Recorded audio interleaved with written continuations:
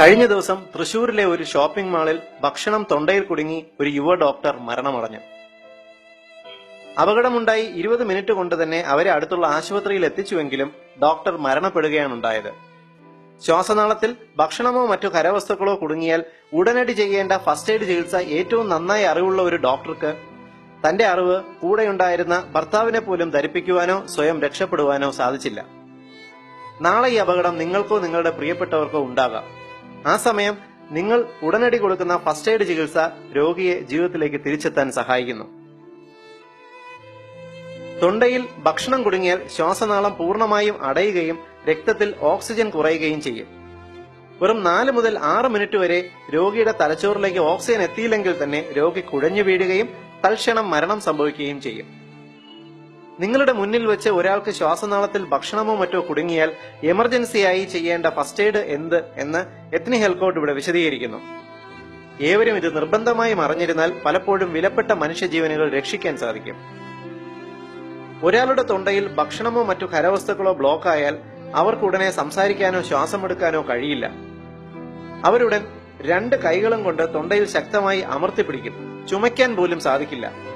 മുഖം വല്ലാതെ വിയർക്കുകയും കൈകാൽ വിരലുകൾ നീല നിറമാകുകയും ചെയ്യും. ഈ ലക്ഷണങ്ങൾ കണ്ടാൽ അയാൾക്ക് ശ്വാസകോശത്തിൽ എന്തോ ഖരവസ്തു കുടുങ്ങിയിട്ടുണ്ട് എന്ന് നമുക്ക് അനുമാനിക്കാം. ഉടൻ തന്നെ രോഗിക്ക് ബോധമുണ്ടെങ്കിൽ അവരെ നിവർത്തി നിർത്തി നിങ്ങൾ ചിത്രത്തിൽ കാണുന്നത് പോലെ പുറകിൽ നിന്നും ചുറ്റിപ്പിടിക്കുക.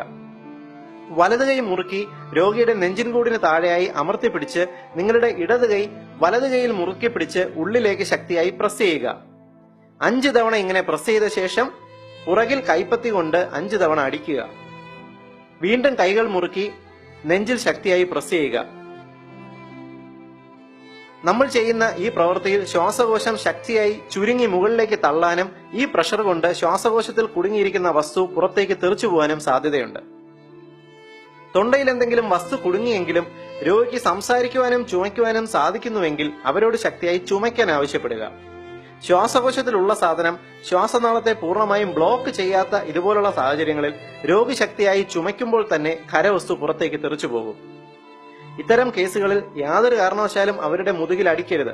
അങ്ങനെ ചെയ്താൽ ചിലപ്പോൾ ഭക്ഷണം താഴേക്കിറങ്ങി ശ്വാസകോശം പൂർണ്ണമായും ബ്ലോക്ക് ആയി പോകാൻ സാധ്യതയുണ്ട്.